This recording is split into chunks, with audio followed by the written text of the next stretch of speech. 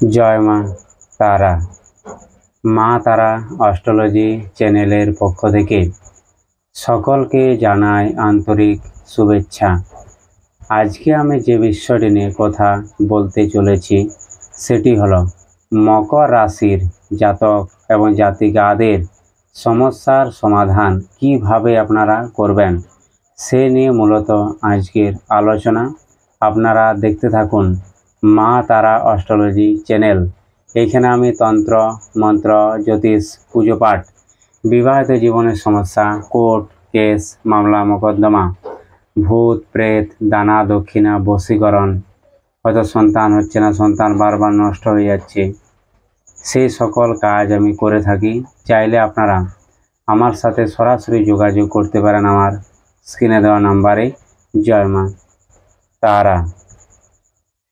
মকর রাশির জাতক এবং জাতিকাদের 2017 সাল থেকে মানসিক, শারীরিক, আর্থিক যে সমস্যা চলে আসছে সেটা বলে হয়তো বোঝানোর মতো কিছু আর নেই।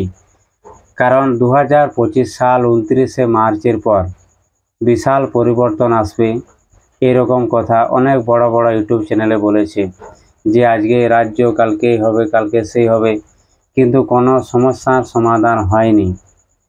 যত দিন যাচ্ছে সমস্যা বেশি করে বৃদ্ধি পাচ্ছে। এর পেছনে কারণ রয়েছে শনির সাড়ে-সাতি।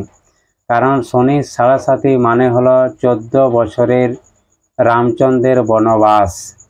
যতক্ষণ না পর্যন্ত মকর রাশির জাতক এবং জাতিকাদের 2035 সাল না আসছে ততক্ষণ পর্যন্ত কোনো সমস্যার সমাধান হবে না। আপনাদেরকে এই কথাটা আমি বলছি, আপনারা লিখে রাখতে পারেন। যদি এই সমস্যা থেকে হয়তো আপনারা বহু চেষ্টা করেছেন বাইরে বেরোনোর, হয়তো পাথর ব্যবহার করেছেন, আংটি ব্যবহার করেছেন, কবচ ব্যবহার করেছেন, মাতুলি ব্যবহার করেছেন, কি নাই করেছেন আপনারা, কিন্তু সমস্যার সমাধান হয়নি কিছুতেই। কারণ শনির যখন সাড়ে-সাতি শুরু হয়, আমরা বিগত জন্মে যে সকল কর্ম করে এসেছি তার পানিশমেন্ট আমাদেরকে এই জন্মে শনি দেয়। তার জন্য শনির সাড়ে-সাতিতে কোনো প্রতিকার, কোনো তন্ত্র, কোনো মন্ত্র, কোনো বশীকরণ, কোনো পাথর, কোনো আংটি কোনো কাজ করবে না, সব কাজই ফেল।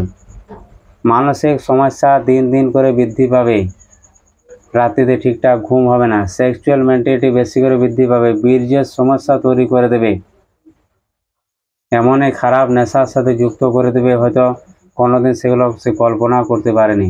বিবাহিত জীবনে কোর্ট কেস মামলা মোকদ্দমা বিচ্ছেদকে নিয়ে আসবে বারবার। যদি সে লোন করেছে সে লোনের বোঝা জীবনে সে শোধ করতে পারবে না, যত দিন যাবে তার লোনের বোঝা বেশি করে বৃদ্ধি পাবে। কর্মের সমস্যা, লেখাপড়ার সমস্যা, কি না সমস্যা ফেস করতে হয় শনির সাড়ে-সাতিতে।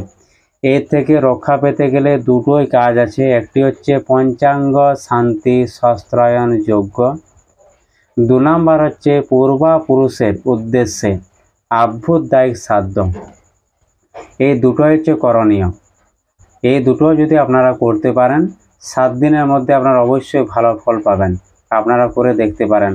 কারণ অনেক জন্মছক কি হয়, হয়তো কারোর পূর্বপুরুষ আত্মহত্যা করে মারা গেছে, সুইসাইড করে মারা গেছে, কেউ তো জলে ডুবে মারা গেছে, কেউ তো রোড অ্যাক্সিডেন্টে মারা গেছে, তারা জন্ম পায় না। তারা কি করে, এই জন্মে আমাদেরকে খুবই পানিশমেন্টের মধ্যে ফেলে দেয়। ভাগ্য কিছুতে সাথ দিতে চায় না, কর্ম হতে হতে আটকে যায়, বাধা বিপত্তি, শরীরে রোগ জ্বালা হয়ে গেলে ভালো হতে চায় না, ডাক্তারের ওষুধ পালা দিলেও কাজ হয় না। কেন হয়? এইগুলোর জন্য হয়, পূর্বপুরুষের উদ্দেশ্যে। তাই অবশ্যই এইগুলোকে আগে শান্ত করতে হবে। এইগুলো করুন আপনারা দুটো জিনিস। যদি আপনাদের কোনো কাজ না হয় আমাকে বলবেন দাদা কাজ হয়নি, 100% কাজ হবে। 7 দিনের মধ্যে আপনারা ফল পাবেন। আর যদি বুঝতে না পারেন আমাকে অবশ্যই আপনারা ফোন করে বলে দেবেন যে দাদা আপনি কি বললেন বুঝতে পারলাম না। পঞ্চাঙ্গ শান্তি শস্ত্রায়ন যজ্ঞ আর পূর্বপুরুষের উদ্দেশ্যে আভ্যুদয়িক শ্রাদ্ধ, এই দুটো হচ্ছে করণীয়। নাহলে কোনো কাজ নেই, কোনো প্রতিকার নেই, নো প্রতিকার। আপনারা যাই কোনো লাখ লাখ টাকা খরচা করুন, কোনো কাজ হবে না চাইলে আপনারা। এই দুটো করুন, অবশ্যই আপনারা ভালো থাকবেন। জয় মা তারা।